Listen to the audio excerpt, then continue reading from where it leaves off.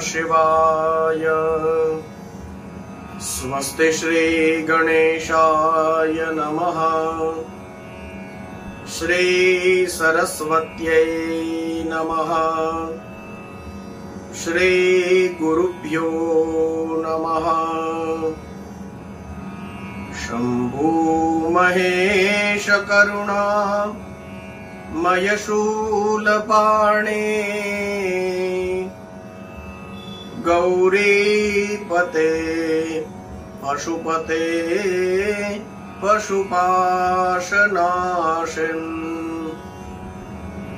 काशीपते करुणया जगदेकदेका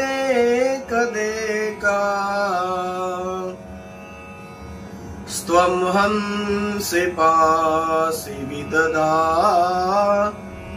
महेश्वरोषि त्वत्तो जगद्भवदिदे वभव स्मरारे त्वय्येव तिष्ठति जगन् मृडवेश्वनाथ त्वय्येव गच्छति लयं जगदेतदीशा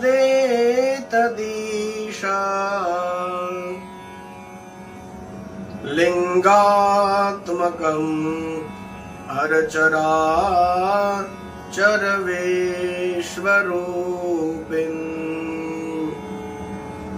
श्री सोमनाथ महादेव की जय।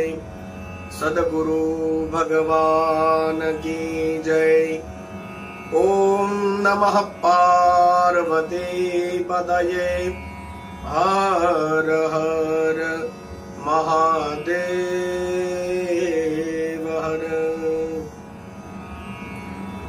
सौराष्ट्रे सोमनाथं च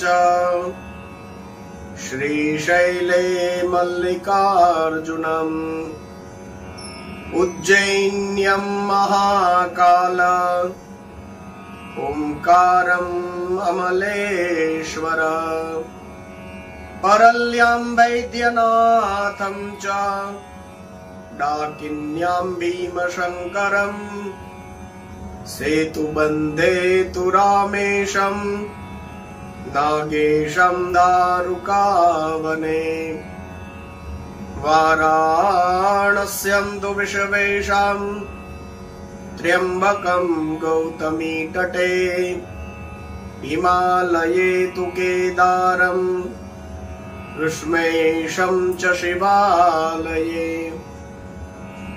एतानिर्ज्योतिर्लिङ्गानि सायं प्रातः पठेन्नर सप्तजन्मा कृतं पापं स्मरणेन विनश्यते। मृत्युंजय महादेव त्राहि मां शरणागतं जन्म मृत्यु जरा व्याधि पीडितं कर्म बंधने। श्री सोमनाथ महादेव की जय। आप सभी भगवान महादेव की इस दिव्य कथा स्वरूप आराधना में लगे हुए सभी भगवान भोलेनाथ के प्रिय भाई बहन, आप सभी को इस शिव कथा गंगा के तट पर बैठ करके इस शिव कथा का श्रवण करने के लिए आज भी मैं आप सभी को पुकार रहा हूं। और आइए हम सब मिलकर के भगवान महादेव के इन पावन नामों को गाए, सुने और इस प्रकार से हमारे चित्त को कल्याण से हम भर दे। चित्त कल्याण से भरा होगा तो विचार वैसे ही आएंगे, भावनाएं वैसे ही बनेंगी और फिर क्योंकि क्रियाएं भी वैसी ही होगी तो जीवन कल्याण से परिपूर्ण हो जाएगा। तो ऐसी मंगलमय आशा रखते हैं और सभी मिलकर के प्रेम से शिव कथा का रसपान करें। तो सबसे पहले आप सभी को जय श्री कृष्णा, जय सिया राम, ओम नमः शिवाय। सभी को प्रेम से प्रणाम। आइए हम शिव कथा का प्रारंभ करें। कल हमने जहां से बात को छोड़ा था वहीं से आगे बढ़ते हैं। भगवान महादेव तो वैसे तो जगत स्वरूप है, लेकिन फिर भी कहीं कहीं पर विशेष प्रभाव प्रकट करते हुए उनके दिव्य ज्योतिर्लिंग स्थापित हुए हैं। तो जैसे हमने चर्चा करी उस तरह से 12 ज्योतिर्लिंगों की कथा है। वे 12 ज्योतिर्लिंग कहे हैं, तो उसका भी ठीक ठीक निर्णय अभी हमारे यहां नहीं हुआ है, ऐसा लगता है। क्योंकि जैसे नागेश्वर है वह ज्योतिर्लिंग और भी जगह पे है, ऐसा मानते हैं। और एक ज्योतिर्लिंग का तो ऐसा भी है जिसको हम 2-3 जगह पर मानते हैं। तो अधिक से अधिक फल, क्योंकि मेरा तो बहुत विनम्र सिद्धांत है और मैं उसी तरह चलता हूं। जैसे कभी लोग कहते हैं ना कि रामनवमी आज है कि कल है, या एकादशी आज है कि कल है। तो कुछ लोग आज मनाते हैं, कुछ लोग कल मनाते हैं। तो हमको तो ऐसा लगता है कि एकादशी के दिन यदि आपको एक माला ज्यादा करने का नियम हो तो एक माला आज भी ज्यादा करो और एक कल भी ज्यादा करिए। जो भी होगी तो वह हो ही जाएंगी एकादशी। उल्टा आपको थोड़ा भगवान ज्यादा नाम लेने का लाभ अवसर प्राप्त होगा। तो आज भी कर लीजिए एकादशी, कल भी कर लीजिए। दोनों दिन नहीं हो सकता। तो कुछ लोग होते हैं ऐसे, तो यह भूखे रहना आदि ये सब होता है, तो दोनों दिन नहीं हो सकता। फिर भी भगवान का नाम लेना, कुछ पाठ आदि ज्यादा करना, तो थोड़ा बहुत तो हमसे हो सकता है। तो हम दोनों दिन करें, ताकि हमारे लिए अब रामनवमी ही 2 दिन होनी है तो वो कोई खराब तो बात है नहीं। एकादशी ही 2 दिन करनी है तो उसमें कहां कोई ऐसी कोई गड़बड़ वाली बात हो गई। तो हमारे यहां यह निर्णय नहीं हो पाया है कि कोई एक ही ज्योतिर्लिंग एक ही जगह पर है, तो ये तो अच्छी बात है। तो फिर 12 से ज्यादा हो जाते हैं। और वैसे भी ओमकार, ओमकारेश्वर और अमरेश्वर, यह 2 ज्योतिर्लिंग मिलकर के एक होते हैं। और पशुपतिनाथ और केदारेश्वर मिलकर के एक ज्योतिर्लिंग होता है। तो इस तरह से कथाओं में ही बताया गया है कि 12 से ज्यादा है, तो इन सब का लाभ लेना चाहिए और सब जगह जाकर के माथा टेकना चाहिए। और उन स्थानों में सभी रहने वाले लोगों को अपने यहाँ ज्योतिर्लिंगम ही विराजते हैं, तो उस तरह से रहना चाहिए। और साथ साथ यह भी जोड़ना चाहिए कि आपके घर में वह 12 ज्योतिर्लिंग स्वरूप शिव ही है। ऐसा नहीं कि भगवान महादेव सोमनाथ में ही है, या केवल उज्जैन में ही है, या वाराणसी में, या केदार में, या रामेश्वर में ही है। हर जगह भगवान विराजते हैं। और सबसे ज्यादा आपके लिए आपके घर में जो बैठे हैं वह सर्वस्वरूप शिव है। वही है जो कृष्ण दर्शन अवतार लेके आए थे, वही है जिन्होंने सुरेश्वरा अवतार लिया था, वही है जिन्होंने द्विजेश्वरा अवतार लिया था, और वही है जिन्होंने हनुमान जी का अवतार लिया था। वही है जो आपके घर में है, वो दुर्वासा बन के आए थे, वही सोमनाथ है, वही उज्जैन में महाकाल है, वही है बनारस में है, वो भी आपके ही घर में है। तो आपके घर में जो बैठते हैं उन्होंने ही संपूर्ण विश्व को उत्पन्न किया है और उन्हीं में संपूर्ण विश्व प्रतिष्ठित रहता है और एक दिन हमको उन्हीं में मिल जाना है। तो इस भाव से कथा सुनते हैं तो वह कथा बिल्कुल हमको नजदीक पड़ती है, क्योंकि मैंने पहले ही कहा था कि अब केदार जाना है तो कितना दूर पड़ता है।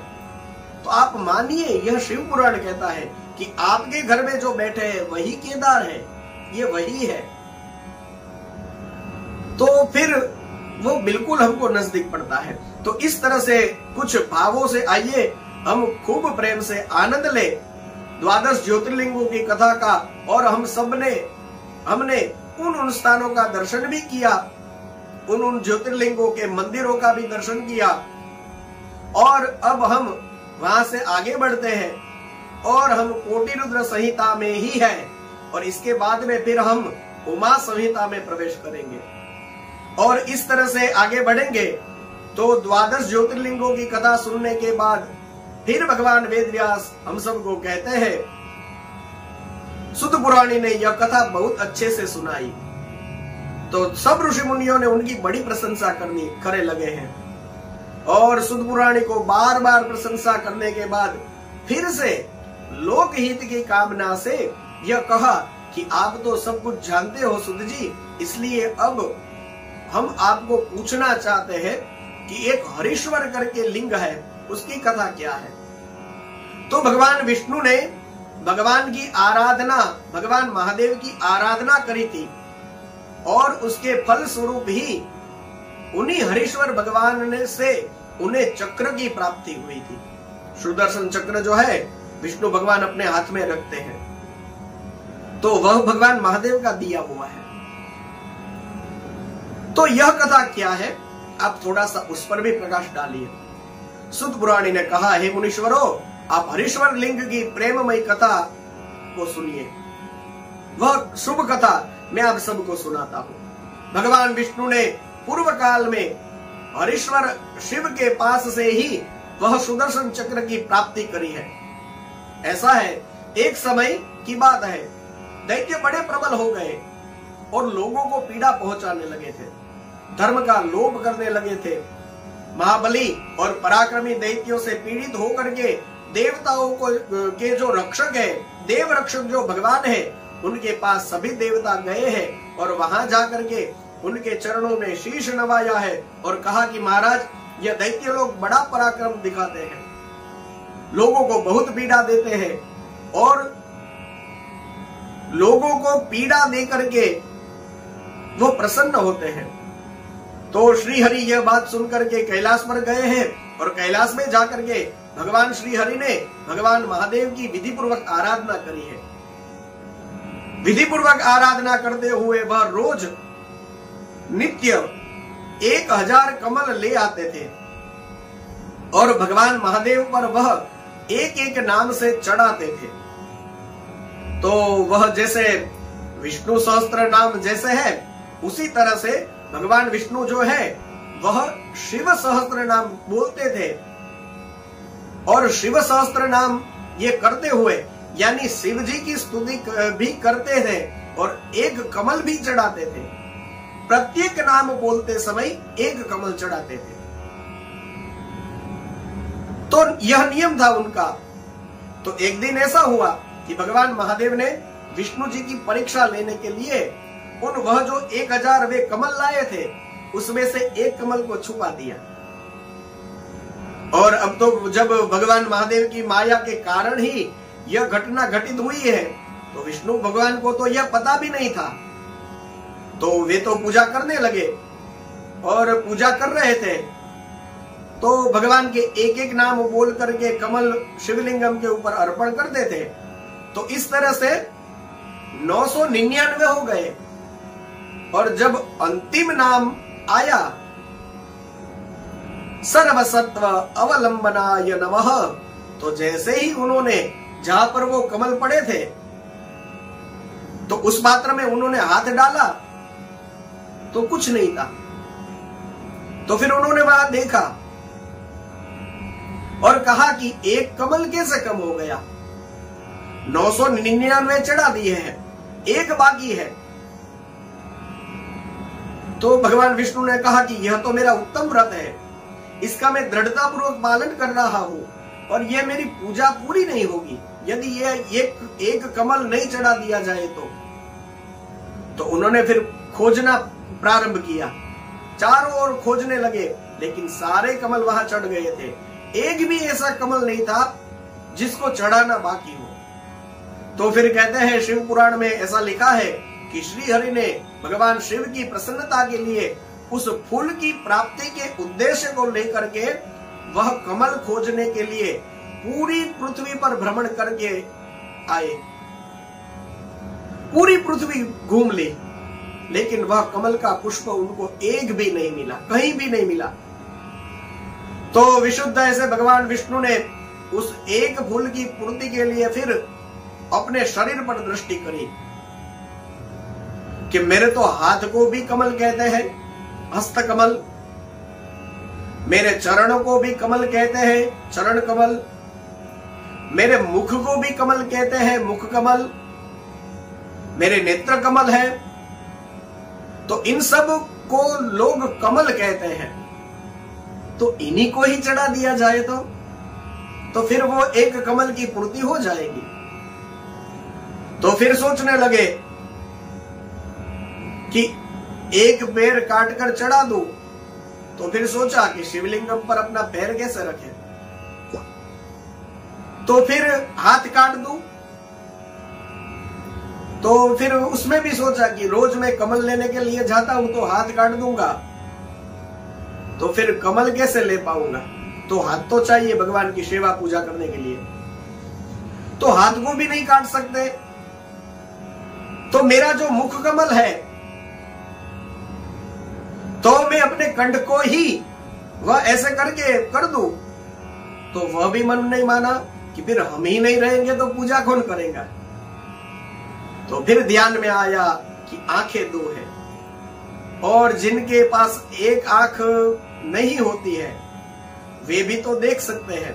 तो ऐसा करते हैं, मेरे नेत्र को भी कमल कहते हैं लोग, और वह है कमल के जैसे ही उनके आकार वाले।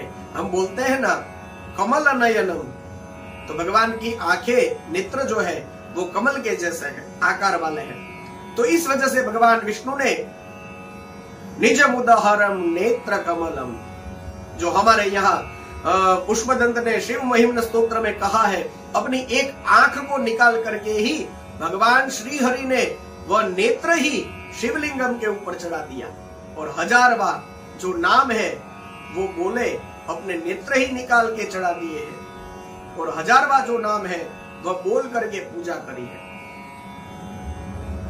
तो यह देख करके दुख दूर करने वाले जो भगवान महादेव है वह बड़े प्रसन्न हुए हैं, उनके सामने प्रकट हो गए और श्री हरि को कहने लगे, हे हरि, मैं आपके ऊपर बहुत प्रसन्न हूं, आप इच्छा अनुसार वरदान मांगिए।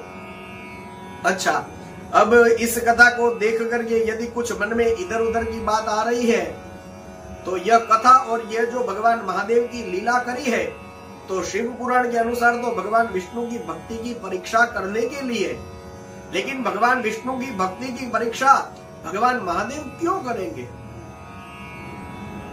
यदि मन में कुछ ऐसा आता हो तो जैसे मैंने संतों से सुन रखा है कि स्वयं भगवान विष्णु ही चाहते थे कि कभी मेरी भक्ति की परीक्षा भी शिव जी मुझे करे और महादेव मुझे कोई प्रमाण पत्र मिल जाए, प्राप्त हो जाए उनसे। तो आज विष्णु जी की इच्छा से ही, उनकी इच्छा को पूरी करने के लिए शिव जी ने यह लीला रची, और विष्णु जी ने जैसे ही अपने नेत्र कमल चढ़ा दिया, भगवान महादेव अत्यंत प्रसन्न हुए हैं। कहा, वरदान मांगिए, मैं आपकी भक्ति से प्रसन्न हूं, यही प्रमाण पत्र है, वरदान मांगिए।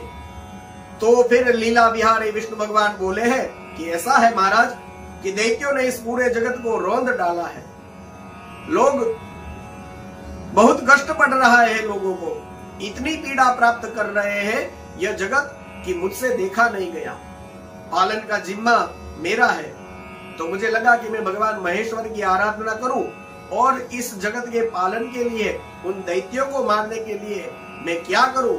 मेरे पास अस्त्र शस्त्र है, लेकिन मेरे अपने जो अस्त्र शस्त्र है वो उन दैत्यों को यदि मैं मारना चाहूं तो उसमें काम में नहीं लगते, इसलिए मैं आपकी शरण में आया हूं। तो यह सुत पुराण जी कहते हैं कि जैसे ही भगवान विष्णु के इस वचन को देवादिदेव महेश्वर ने सुना, तो जो राशि में अपना जो सुदर्शन चक्र था वह भगवान विष्णु को दे दिया और उसको प्राप्त करके भगवान विष्णु ने समस्त प्रबल दैत्यों का उस चक्र के द्वारा बिना परिश्रम के ही उद्धार कर दिया और जगत स्वस्थ हो गया है। देवताओं को सुख की प्राप्ति हुई है, सभी आनंद मग्न हो गए हैं। ऋषियों ने यह पूछा कि महाराज, ये सब तो बहुत अच्छी कथा आप सुनाई है, यही शिवलिंगम जो है वह हरीश्वर है। तो ये जानने को मिला। भगवान महादेव वहीं पर स्थित हो गए। अब हमको यह जानना है कि आपने कहा कि परब्रह्म परमात्मा भगवान विष्णु जो है वह शिव जी के 1000 नामों से उनकी स्तुति किया करते थे। तो महाराज, वह 1000 नाम कौन से हैं? हमको ये जानना है। स्वयं विष्णु भगवान जब शिव जी की स्तुति करेंगे तो उसमें जो 1000 नाम प्रयुक्त होंगे वह कैसे होंगे? तो हम चाहते हैं कि जिससे संतुष्ट होकर के महादेव ने श्री हरि को सुदर्शन चक्र दिया, वे सहस्त्र नाम कौन से हैं और उन नामों का महात्म्य भी बताइए और वे नाम भी बताइए। तो भगवान विष्णु के द्वारा जो पठित शिव सहस्त्र नाम स्तोत्र है वह शिव पुराण में यहां पे आता है। तो सुत पुराणी ने कहा कि जिससे महेश्वर संतुष्ट हो जाते हैं ऐसा शिव सहस्त्र नाम स्तोत्र है, तो उनको मैं आपको सुनाता हूं, आप सुनिए। तो उसमें फिर शिवो हरो मृदो रुद्र करके भगवान महादेव के 1000 नामों का वर्णन आता है। शुरुआत में कुछ श्लोक आप छोड़ दे तो यह तो अलग है, लेकिन फिर इसके बाद में धीरे धीरे जैसे आप आगे बढ़ते हैं तो बड़ी नई बातें कुछ आपके इसमें देखने को मिलती है। तो जिन लोगों ने विष्णु सहस्त्र का नाम जो लोग पाठ करते हैं, जो महाभारत में है, और जिनको वह विष्णु सहस्त्र नाम स्तोत्र का पाठ करने का अभ्यास होगा, तो वह लोग तुरंत समझ जाएंगे कि यह ऐसा लिखा हुआ है। यहाँ पर शिव सहस्त्र नाम की हम चक्कर में पड़ जाते हैं कि यह विष्णु सहस्त्र है कि शिव सहस्त्र है। जैसे विष्णु सहस्त्र में आता है उत्तर गोपतिर गुप्ता ज्ञान गम्या पुरातन, तो यह हो गया विष्णु सहस्त्र नाम जैसा चरण। और उसके बाद में फिर नीति ही सुनीति शुद्धात्मा सोम सोम रतः सुखी, तो यह शिव सहस्त्र नाम का अपना चरण हो गया। तो विष्णु जी और शिव जी में भिन्नता नहीं है। शायद यही दिखाने के लिए यहाँ पर एकदम विष्णु सहस्त्र नाम जैसा ही श्लोक, आधा श्लोक यह होगा एकदम विष्णु सहस्त्र नाम जैसा और आधा अलग होगा, या फिर एक चरण अलग होगा और दूसरा चरण एक जैसा होगा। तो इस तरह से सोमवो वृद्धव सौम्य महातेजो महाद्युति, तो इस तरह से महर्षि कपिलाचार्य विश्वदित्य श्रीलोचन यह जो विष्णु सहस्त्र नाम जानते हैं तो उन लोगों को तुरंत समझ में आ जाता है। दुर्लभ दुर्गम दुर्गा सर्वायुध विशारद, यह करके फिर आध्यात्म योग नीलेय सुतंतुस्तंतु वर्धन, तो विजेतात्मा विधेयात्मा भूत वाहन सारथी सगणो गणनायकश्च सुकीर्ति संशय। तो इस तरह से एकदम ऐसा लगता है कि यह जैसे विष्णु सहस्त्र नाम जैसा ही है। भस्म प्रियो भस्मसाई कामी कांतक कृतागम, तो इस तरह से एकदम विष्णु सहस्त्र नाम जैसा ही यह दिव्य स्तोत्र बताया गया है। और भगवान विष्णु ने स्वयं ने ही इन शिव सहस्त्र नाम स्तोत्र का पाठ किया है। तो इस स्तोत्र से भगवान महादेव की भक्ति की प्राप्ति हो जाती है। और जैसे ही भगवान महादेव ने यह स्तोत्र सुना विष्णु जी से, तो सुदर्शन चक्र दे दिया था अपना, और यह भी साथ साथ कहा था कि अपने अनेकानुक दुखों के नाश के लिए लोगों को इस सहस्त्र नाम का पाठ करना चाहिए। तो स्वयं भगवान महादेव ने यह फल कथन बताया है। उसको स्वप्न में भी कोई दुख की प्राप्ति होगी नहीं। इस शिव सहस्त्र नाम का विधि पूर्वक कोई व्यक्ति 100 बार पाठ करेगा, निश्चय ही वह कल्याण का भागी बनेगा। जो भी जिस भी फल के उद्देश्य से मनुष्य यहाँ पर श्रेष्ठ सूत्र का पाठ करेगा, उस उद्देश्य को निसंदेह वह प्राप्त कर लेगा। तो यह कहकर के भगवान महादेव ने इस स्तोत्र की बड़ी महिमा यहाँ पर कही है। और भगवान रुद्र श्री हरि के अंग को स्पर्श करते हैं और इसके बाद में वह अंतर ध्यान हो जाते हैं। ऐसा यह शिव पुराण में बताया गया है। तो भगवान शिव फिर अंतर ध्यान हो गए। सभी ऋषियों ने पूछा है कि महाराज, भगवान महादेव की आराधना के द्वारा उत्तम और मनोवांछित फल प्राप्त होते हैं, तो भगवान महादेव की वह आराधना कितने प्रकार की है, और यह व्रत आदि हम करते हैं तो किस व्रत से भगवान महादेव जी संतुष्ट हो जाते हैं और उत्तम सुख का दान करते हैं। तो सुद पुराणी ने कहा कि यह तो आपने वही बात पूछ ली। ऐसा है कि एक समय ब्रह्मा, विष्णु, पार्वती जी तीनों ने मिलकर के भगवान महादेव को पूछा कि प्रभु आप संतुष्ट हो जाए, ऐसा व्रत कौन सा है, तो ऐसा व्रत आप हम लोगों को बताइए, तो इससे हम लोगों का और सब लोगों का कल्याण होगा। तो भगवान महादेव ने कहा कि देखिए ऐसा है, वैसे तो मेरे कई व्रत हैं, लेकिन भोग मोक्ष प्रदान करने वाले सारे व्रतों में से 10 व्रत जो है वह मुख्य है। तो उन 10 व्रतों का यहाँ पर वर्णन किया गया है।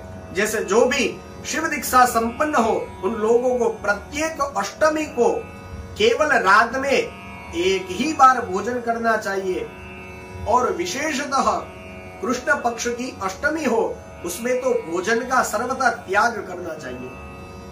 फिर शुक्ल पक्ष की एकादशी को भी भोजन नहीं करना है शैव के लिए, तो यह शैव व्रत बताया है। वैसे तो एकादशी को हम भगवान विष्णु का व्रत मानते हैं कि यह विष्णु का व्रत है, लेकिन एकादशी का लिखा है कि शुक्ल पक्ष की एकादशी को भोजन नहीं करना यानी उपवास करना, और कृष्ण पक्ष की एकादशी में रात में शिव जी कहते हैं मेरा पूजन करने के बाद में भोजन किया जा सकता है।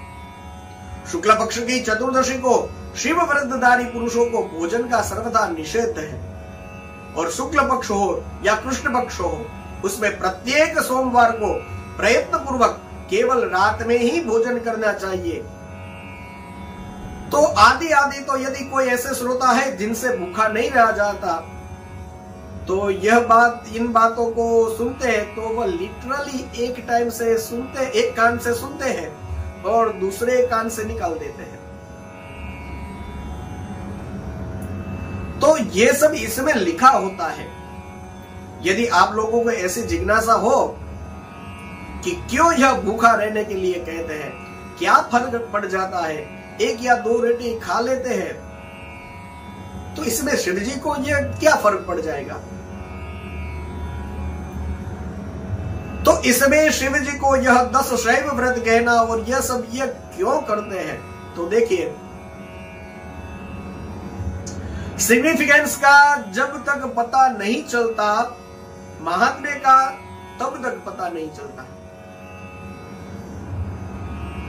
जिस वस्तु का महत्व, उसका महात्म्य का जब तक हमको पता नहीं चलता तब तक उसका हम सदुपयोग नहीं कर पाते। और कम से कम हमको महिमा पता ना हो तो कोई बात नहीं, लेकिन इतना तो स्वभाव बनाना चाहिए निर्मल कि हम उसकी निंदा न करें। जब तक हमको पता न हो कि ये क्या है, तब तक उसको आप पसंद करो नहीं। पसंद करो या न करो, वह सब बाह्य आचार हुआ, लेकिन हृदय से उसका विरोध न हो, यह ख्याल करना चाहिए कि यह जिन जिन लोगों ने पुराण लिखे हैं, यह विधियां बताई है, यह सारे ऋषि महर्षि किसी भी वैज्ञानिक से कम नहीं थे, क्योंकि वैज्ञानिक भी आखिर में तो मनुष्य होते हैं। और यह तो परब्रह्म परमात्मा के साथ सीधा संवाद करते थे। और यह शिव पुराण जिन्होंने लिखा है, उन भगवान वेद व्यास को तो हम भगवान का अवतार ही मानते हैं। वे परब्रह्म परमात्मा की ही ज्ञान कला के अवतार थे। और ये जो अनुवाद हमको प्राप्त हुए हैं, संस्कृत में से हिंदी में, गुजराती में, आदि भाषाओं में अनुवाद किया है, तो वे भी कोई कम विद्वान नहीं थे। वे हमारा कल्याण हो, इस परंपरा को हम तक पहुंचाते हैं। ये युगों युगों से चलता आ रहा है। ये परंपराएं हैं, युगों युगों से यह परंपराएं इस तरह से हमारे पास पहुंची है, तो कम से कम हमको उसको समझने की थोड़ी सी मेहनत तो जरूर करनी चाहिए। फिर हमारे पल्ले पड़ता है कि नहीं पड़ता है, ये सारी बातें बाद की है। तो इसके द्वारा मैं कोई उपवास का वह नहीं करूंगा, तो आपको जबरदस्ती नहीं करूंगा, लेकिन केवल आप सुन ले। और वह इसलिए होता है कि यदि पेट में वजन रहा हो, पेट में वजन हो, तो आंखों पे वजन आता है। तो यह चीज जो हमारे अनुभव की है, हमारे अनुभव की बात है, हम सबने अनुभव किया है, इसलिए आप समझ ही गए होंगे कि यदि ज्यादा खाएंगे तो ज्यादा नींद आएगी। और भी कुछ कारण हो सकते हैं, लेकिन जो हमको पता है तो वह यही है कि एक बार आपने खुराक आपके अंदर डाल दिया, तो फिर शरीर कहता है कि अब तुम लेट जाओ, यानी सो जाओ। तो फिर क्या है कि उस पूरी खुराक को तुम जब तक जागते हो तब तक वो पचाता है। और यह जो अंदर सिस्टम है वो हमको कहती है कि वह सब कुछ पचा करके वह रस के रूप में परिणित हो जाएगा, और सब तुम्हारे शरीर में ऊर्जा के रूप में, शक्ति के रूप में और सातों धातु के रूप में हमें परिवर्तित कर देगा। तो वह जो मशीन है वह चाहता है कि अभी आप दौड़े नहीं, अभी आप बैठ करके ज्यादा पढ़ना लिखना ये मत करो। तो ये सारी बातें, और हमको वज्रासन करने की फिर छूट है वहां पे, तो शरीर भी चाहता है कि उसके अंदर की जो प्रोसेस है उसी में वह शक्ति लगे। अभी आपको और कुछ काम नहीं करना है, और यदि काम करना शुरू कर दे तो फिर उसकी जो प्रोसेस है वो ठीक से नहीं हो पाएगी। तो इसीलिए हमारे यहां कम खाइए यह कहा जाता है। यदि हमको कुछ काम है तो आप ऐसा ही करते हैं कि आप कम खाते हैं, या फिर कभी कभी तो ऐसा हो जाता है कि इतने ज्यादा काम में डूब जाते हैं तो फिर खाने का समय ही व्यतीत हो जाता है, तो हमने खाया नहीं होता है। तो वह केवल इसीलिए कि पेट में वजन नहीं होने देते। पेट में जब वजन होता है तो आंखों पर भी वजन होना ही होना है। और ये बात भारत के अलावा और जगहों पर जो लोग विराजमान हैं उनका तो पता नहीं, लेकिन भारत में तो मुझे ठीक से पता है कि यह गर्म कंट्री है, और यहां पर दोपहर में विश्राम एक इसको सहज ही कहा गया है कि एक ट्रेंड सा बन गया है, एक परिपाटी ही है। और यहाँ की आबो हवा के हिसाब से यहाँ पर आब यानी पानी, पानी हवा, आबो हवा यानी यहाँ की जलवायु के अनुसार ये ठीक है। और जगहों पर तो इतना ज्यादा नहीं देखने को मिलता, क्योंकि वहां पर मध्याह्न में विश्राम का इतना वो नहीं है, पेट में वजन नहीं होने देते। मैंने देखा है दोपहर में वो लोग जो होते हैं वो बहुत कम खाते हैं, बस एक आधा सा सैंडविच खा लिया, एक कुछ खा लिया, बस, बाकी वो सब रात में खाते हैं। ठीक तरह से रात में खाना खाने के लिए बैठते हैं। तो ऐसा मैंने देखा हुआ है। इसलिए मूल बात हमारी ये है कि हमको यहाँ पे सिखाया गया है कि उपवास हम इसलिए करें कि पेट में वजन ना होने दें, और खाने का टाइम बचा तो उसको बनाने का टाइम भी बचा, और ये जो टाइम है वो क्या करना है, तो बोले उसको उस समय भगवान का भजन में उपयोग वो टाइम लगाना है। तो हमारा जो शेड्यूल है उसमें से ये खाना बनाने का और खाने का जो टाइम बच जाता है, तो उस समय को हमें भगवान का भजन करने में उपयोग करना है। तो हमारा जो शेड्यूल है उसमें कोई फर्क नहीं, लेकिन वो बनाना और खाना उतना जो समय बचा, तो कई लोग ऐसा कहते हैं कि चलो मैं नहीं खाती, लेकिन इसको तो बना के देना पड़ेगा ना, क्योंकि उसको खाना है, तो क्यों चिंता करते हो। अब तुम्हारे खाने का तो समय बच गया ना, तुम जब खाने बैठो जितना टाइम लेती हो, तो तुम नहीं खाओगी तो उतना टाइम तो बच गया। 10 मिनट खाने में लगते हैं तुमको, तो 10 मिनट भजन करो, जितना समय भोजन में उतना ही समय भजन में, तो उतना तो एक्स्ट्रा मिल गया ना, बिना शेड्यूल चेंज किए। तो इसको समझे, इसको पकड़े और इसका लाभ उठाए। यदि आप भूखे नहीं रह सकते हैं तो कोई बात नहीं, लेकिन व्रतों को इस तरह से करना चाहिए कि हम उसमें जो भी फलाहार कर लिया तो आपका पेट भी तो आपका थैंक यू ही करेगा। एक वीक में यदि आपने एक टाइम उपवास कर लिया एक दिन, तो आपका पेट भी आपको थैंक यू करेगा कि चलो आज तुमने मुझे ये आराम दिया, वो कष्ट नहीं दिया। तो इस तरह से आप ले सकते हैं इस बात को, और एनर्जी भी बनी रहती है, और आपका एकादशी निकल भी जाएगा आराम से वो पूरा दिन। तो केवल गुड़ और नींबू पानी पी ले, दूध पी ले, क्षमा करें, केवल दूध या नींबू पानी पी लीजिए तो शक्ति भी बनी रहती है, और वो अन्न पेट में नहीं जाता तो वो अंदर की मशीनरी को भी थोड़ा आराम मिल जाता है। तो दोनों तरह से वे अच्छी ही बात है, और अच्छे से हमारा दिन भी बीत जाता है। और फिर वो क्योंकि पेट में वजन नहीं, तो फिर आंखों पर भी वजन नहीं, और जो विश्राम आदि का समय है तो उसमें कुछ भगवान का भजन भी हम कर ले। तो इस तरह से यह उपवास को बताया गया है। मूल बात शेड्यूल की है, वैसा ही रख करके भजन में ज्यादा समय हम दे सके। तो शायद ऋषि मुनियों के मन में ऐसा ही था, इसलिए शायद उन्होंने उपवास आदि की बात करी थी।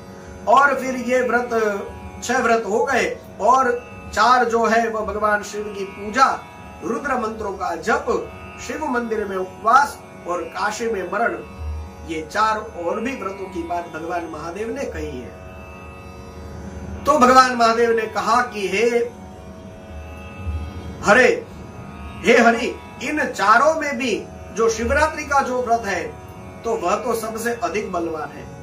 माघ मास के कृष्ण पक्ष में शिवरात्रि की तिथि का जो महत्व है वो विशेष है। हमारे यहाँ तो प्रत्येक महीने की जो चतुर्दशी तिथि है उसमें लोग रात में हनुमान चालीसा आदि करते हैं। यह परंपरा मैंने देखी हुई है। तो शिव पुराण में माघ मास के कृष्ण पक्ष की जो शिवरात्रि है उसका बड़ा महत्व है। कई लोग शुक्ल पक्ष से मास का आरंभ मानते हैं, और इस वजह से यह जो फाल्गुन मास की त्रयोदशी और कृष्ण त्रयोदशी है, तो ये जो माघ मास की कृष्ण त्रयोदशी लिखी है, तो कहीं पर मैंने जैसे कहा था कि यहाँ श्रावण है तो वहां पे श्रावण नहीं होता, तो इस तरह से जो भेद होता है तो फाल्गुन मास की कृष्ण पक्ष की त्रयोदशी को भी माना जाएगा जो महाशिवरात्रि है। और कहीं पर जैसे गुजरात, महाराष्ट्र आदि में वहां पर माघ मास की या कृष्ण पक्ष की चतुर्दशी तिथि को महाशिवरात्रि मानेंगे। तो बाकी की जो चतुर्दशियां है वे शिवरात्रि कही जाती है, और ये जो माघ मास की या फाल्गुन मास की आपके विस्तार के हिसाब के, आपके प्रदेश के हिसाब से कहा जाता है, तो वह महाशिवरात्रि है। बाकी की शिवरात्रियां है ये महाशिवरात्रि। और मुख्य रूप से आधी रात के समय तक वह तिथि विद्यमान हो तो वही तिथि ग्राह्य है। यह कहकर के महाशिवरात्रि कब करना यह हमको समझाया है। इसके भगवान महादेव के मंदिर में जाकर के यानी शिवालय में जाकर के भगवान महादेव की विधिवत पूजन करना, और प्रत्येक प्रहर में श्रेष्ठ शिव भक्तों को हर प्रकार से भगवान महादेव की पूजा करनी चाहिए। संकल्प से लेकर के सब प्रकार के षोडशोपचार, राजोपचार आदि पूजन करना और प्रार्थना आरती सब करना, ये भगवान महादेव ने विस्तार पूर्वक समझाया है। पहला प्रहर, दूसरा प्रहर, तीसरा प्रहर, चौथा प्रहर, इस प्रकार से 8 प्रहर में भगवान महादेव की पूजा करी जाती है, दिव्य स्तुति करी जाती है। भगवान महादेव को यही कहा जाता है कि हे भगवान महादेव, महादेव भजनम तेस्तु सर्वदा, हे महादेव कुले मम महादेव भजनम तेस्तु सर्वदा, महादेव मेरे कुल परिवार में हमेशा आपका भजन होता रहे। और मां भूतस्य कुले जन्म यत्र त्वम नहीं देवता, ऐसे कुल में जहां पर आप इष्ट देव नहीं हो मेरा जन्म हो ही नहीं। मतलब भगवान को ऐसी प्रार्थना करनी है कि ऐसे कुल में मेरा कभी जन्म ही ना हो जहां पर आप इष्ट देव ना हो। तो इस प्रकार से कई व्यक्ति इतनी शुद्ध भावना से भगवान महादेव की शिवरात्रि व्रत को करता है। ये कोटि रुद्र संहिता के अंत में भगवान महादेव की इस शिवरात्रि में होने वाली दिव्य पूजा का वर्णन किया गया है। ओम नमः शिवाय मंत्र सब में है, अभिषेक आदि सब में किया जाता है। तो इस प्रकार से विस्तार पूर्वक वर्णन करके कहा कि जो भी व्यक्ति इस प्रकार से ढंग से शिवरात्रि व्रत करता है उसको जो फल प्राप्त है तो उसका कौन वर्णन कर सकता है। मतलब अवर्णनीय है, उसका वर्णन नहीं किया जा सकता, इतना फल है। मेरे पास ऐसी कई वस्तु नहीं है। स्वयं शिव जी कहते हैं जो शिवरात्रि व्रत करने वालों को मैं ना दूं, यानी शिवरात्रि व्रत करने वालों को महादेव जी उसको जो भी चाहिए भोग मोक्ष आदि संपूर्ण मनोवांछित जो उसको वह बिल्कुल मिल ही जाता है। भगवान महादेव ही उनको सब प्रदान करते हैं। शिवरात्रि व्रत के उद्यापन तक सारी विधि भगवान महादेव ने यहाँ पर बताई है। अब ये जानकारी में हुए शिवरात्रि व्रत की बात है, तो इसमें तो शिव जी की करुणा कहां पर आई। तो शिव जी की करुणा की कथा बताते हुए कहा गया, ऋषियों ने पूछा है, हे महर्षि सुत जी, पूर्व काल में किसने इस उत्तम शिवरात्रि के व्रत का पालन किया था? और कोई ऐसा भी था जिसने अनजाने में शिवरात्रि का व्रत का पालन किया हो और उसको कुछ फल की प्राप्ति हुई हो? ऐसा कुछ हुआ था? तो आप बताइए। अब ये ऋषि महर्षि सब जानते हैं और हम लोगों को बताने के लिए ऐसे सवाल पूछते हैं। तो सुत पुराणी ने भी बिल्कुल ही जिस तरह से पूछते हैं, तो फिर सुत पुराणी ने भी उसी तरह से उनको उत्तर देते कहा कि एक निषाद था, यानी एक शिकारी था, और वह जो था उसका नाम क्रुद्रोह था। बड़ा कुटुंब और रोज वन में जाकर के पशुओं को मृगों को मारता था, चोरियां भी करता था, कभी शुभ कर्म कुछ किया ही नहीं था। तो इस तरह से बहुत समय उसका व्यतीत हो गया। एक दिन सुंदर और शुभ कारक जो शिवरात्रि है वह आई, तो उसको तो कोई फर्क नहीं पड़ता था कि आज कौन सा दिन है। तो वह तो फिर गाढ़ जंगल में रहता था और वो ये कुछ व्रत आदि कुछ जानता नहीं था। तो उस दिन उस भील के माता पिता और पत्नी बड़े ही भूख से पीड़ित होकर के उसकी याचना करी कि हे वनचर, आप जाइए और कुछ खाने को ले आइए। तो वे धनुष लेकर के इधर उधर मृगों का शिकार करने के लिए जंगल में भटकने लगा। कुछ मिला नहीं, रात हो गई। जैसे ही सूर्यास्त हो गया तो उसको तो बड़ा दुख हुआ कि आज तो मुझे कुछ नहीं मिला, अब मैं कहां जाऊंगा, अब मैं करूं क्या, आज तो कुछ नहीं मिला, मेरे बच्चे मेरे माता पिता सब भूखे ही रह जाएंगे। तो उनकी अब क्या दशा होगी मेरे परिवार वालों की। इसलिए चाहे थोड़ा समय और व्यतीत हो जाए, लेकिन मुझे घर पर कुछ लेकर ही जाना चाहिए, यह सोच करके वह एक जलाशय के पास में पहुंचा है और पानी में उतर के वहां जो एक घाट बनाया गया था वहां जाकर के खड़ा रह गया। मन में सोचता था कि लगता है यहाँ पर कोई ना कोई जीव पानी पीने के लिए जरूर आएगा। तो ये सोच करके वहां आसपास देखा तो बेलपत्र का एक पेड़ था। तो फिर वह उसके ऊपर चढ़ गया और उसको खुद को भी बड़ी भूख लगी थी, बड़ी प्यास लगी थी, लेकिन क्या करे, अब तो वो किसी प्राणी की वो राह में वहीं पर बैठा रहा रात को। तो रात का प्रथम प्रहर जब शुरू हुआ तो एक प्यासी हिरनी वहां पर आती है और वह मृगी को देख करके व्याघ्र बड़ा प्रसन्न हुआ। उसने तुरंत ही वध के लिए सरसंधान किया है। जैसे ही धनुष पर बाण रखा, उसके हाथ के वो हिलने डुलने के कारण थोड़ा सा धक्का लग गया और उसके पास जो पानी पीने का पात्र था उसमें से थोड़ा सा जल और उस पेड़ के हिलने के कारण पेड़ से कुछ बिलीपत्र अपने आप ही नीचे गिर गए। तो नीचे ही शिवलिंगम था।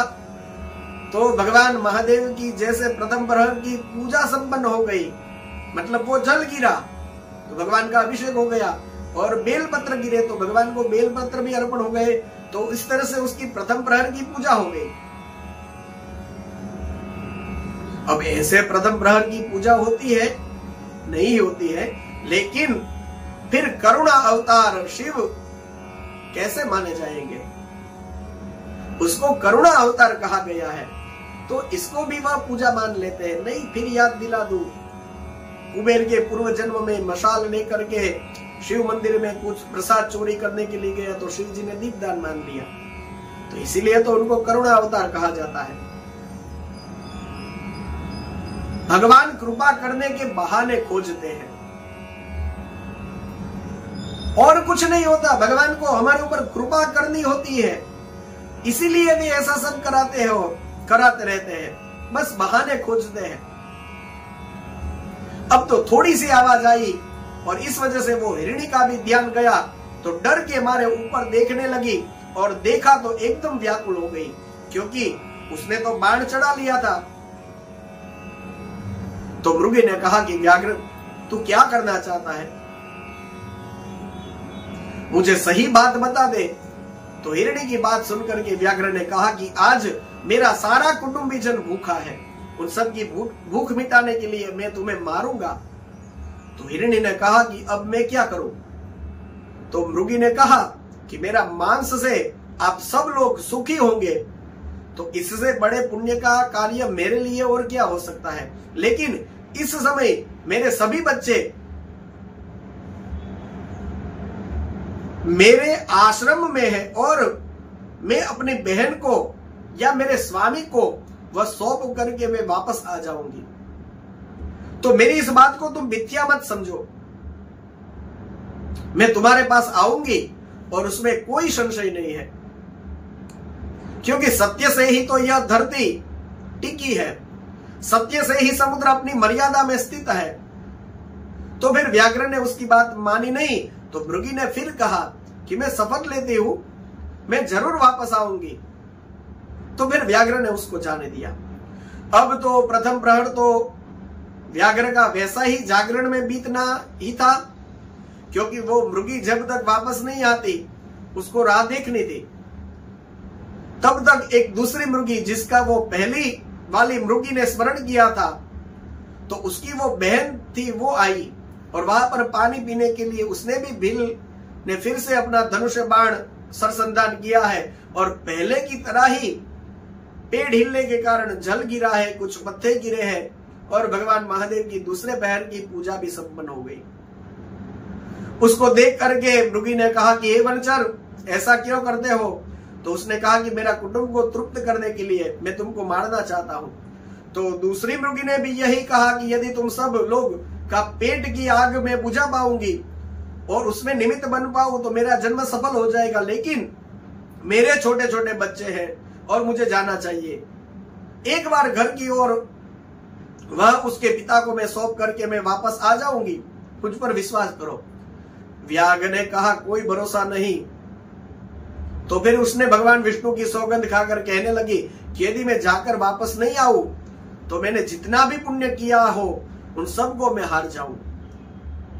तो जो भी वचन दे करके फिर बाद में पलट जाते हैं या वो आदमी अपने पुण्य को खो देता है, आदि धर्म की बातें सुनाई है। सुध जी कहते हैं कि व्याघ्र ने उस मृगी को भी कहा कि ठीक है जाओ। तब तक वो दूसरा प्रहर भी बीत रहा था, तो वो भी उसका जागते हुए बीता। उसमें फिर तीसरा प्रहर शुरू हुआ। तो जो वह पहली वाली मृगी गई थी वो तो अब तक आई नहीं। ये जान करके व्याघ्र जो है उसको चारों ओर खोजने लगा। तब तक उसने उसी मार्ग में आते हुए मृग को देखा जो उसका स्वामी था। जो पहले वाली मृगी आई थी तो बड़ा ही रुष्ट पुष्ट था। उसने फिर संसंधान किया और जैसे ही धनुष पर बाण चढ़ाया, उसको मारने की तैयारी करी। तब तक तो फिर एक बार प्रारब्ध कारण थोड़ा जल और थोड़ा बिलीपत्र वो ऊपर से नीचे गिरे हैं। सौभाग्य से भगवान महादेव के ये शिवरात्रि जैसे समय पे तीसरे प्रहर की पूजा संपन्न हो गई और भगवान ने उसके ऊपर अपनी दया बताई है। कुछ पत्ते गिरे तो मृग का वह ध्यान गया। उसने भी यह पूछा क्या करते हो? व्याघ्र ने कहा मेरे कुटुंब का भरण पोषण करना चाहता हूं, इसलिए मैं तुमको मारूंगा। मृग ने भी यही कहा कि मैं धन्य हो गया, लेकिन एक बार मुझे जाने दो, कम से कम मैं अपने बच्चों को उसकी मां को सौंप दूं और फिर वापस आ जाऊंगा। व्याघ्र बड़ा विस्मय हुआ और उसका हृदय भी थोड़ा शुद्ध हो गया था।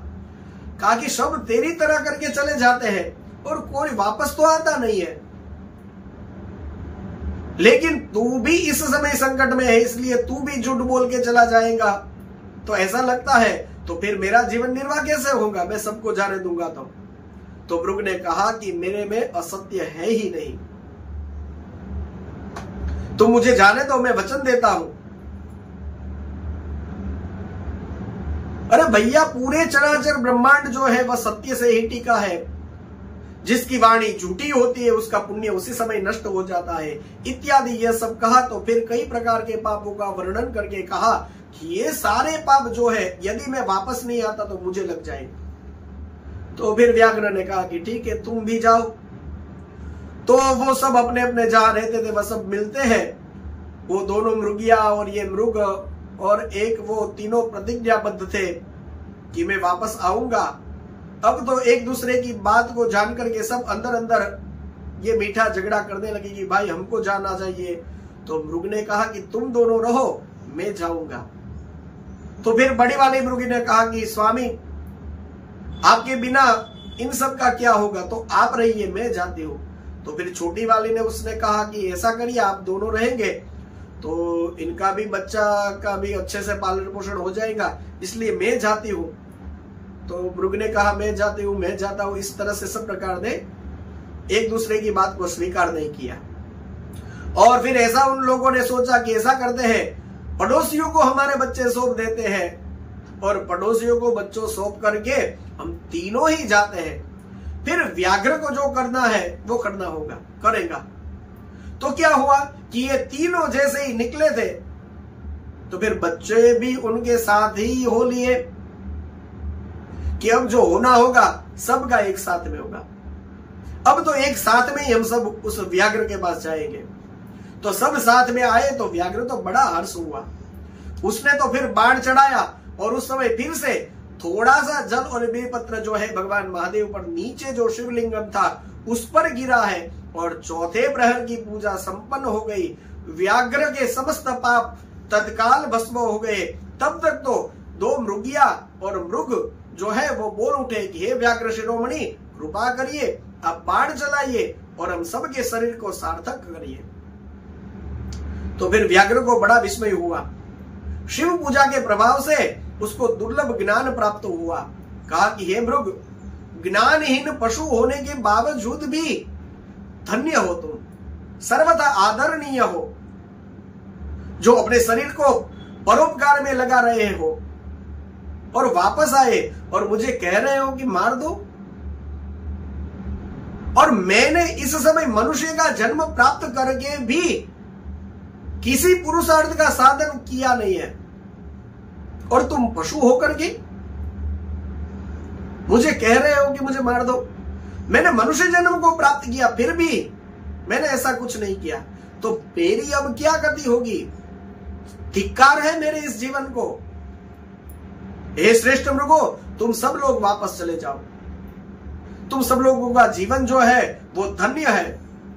तो व्याघ्र के इस कथन पर उसने जैसे ही उन सबको छोड़ दिया, तो शिव जी इतनी ही राह देख रहे थे कि क्या जीवन में भी कोई फर्क आया है कि नहीं। तो मृगों की रक्षा करने वाले तो शिव जी ही होंगे उस समय, लेकिन व्याघ्र उनको कहे कि आप वापस जाओ, आपका जीवन धन्य है। हे व्याघ्र के, आप जीवन का भी यह विकास हुआ है। तो यह देखता है कि भगवान महादेव तत्काल वहां पर प्रसन्न हुए हैं और व्याघ्र को अपना सम्मानित और पूजित, जिस पर वो जल और बिलपत्र थे, उस प्रकार का स्वरूप का दर्शन कराया है और कहा कि भील, मैं तुम्हारे व्रत से प्रसन्न हुआ हूं, वरदान मांगो। भील भी सोचने लगा, क्या व्रत, कैसा व्रत, कब किया, पूजा कब हुई, कुछ पता नहीं है उसको, लेकिन वह तत्काल जीवन मुक्त हो गया है। भगवान महादेव का साक्षात दर्शन प्राप्त हो गया, तो फिर उसको क्या बाकी रहा। तो व्याघ्र ने कहा कि आप मुझे मिल गए, मुझे सब कुछ मिल गया है, चरणों में लौट गया है। भगवान महादेव भी बड़े प्रसन्न हुए और कहा कि आज से तेरा नाम गुरुद्रोही नहीं है, आज से तेरा नाम गुहु, और कृपा दृष्टि से देख करके एक दिव्य वरदान दिया है। तो हम सब जानते हैं वो वाला है।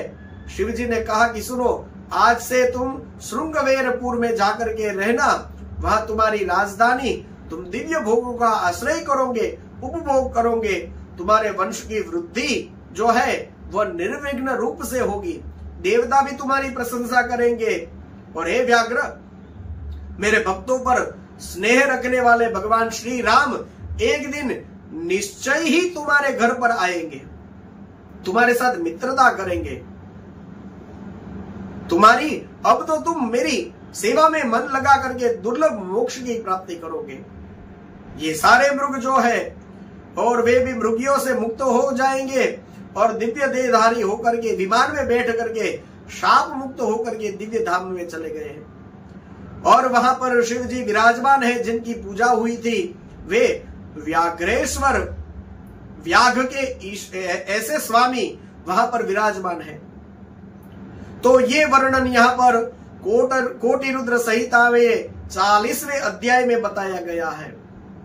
तो इस प्रकार शिवरात्रि का व्रत का जो विधान है और उसका जो महत्व है, इसकी चर्चा आज हमने करी है।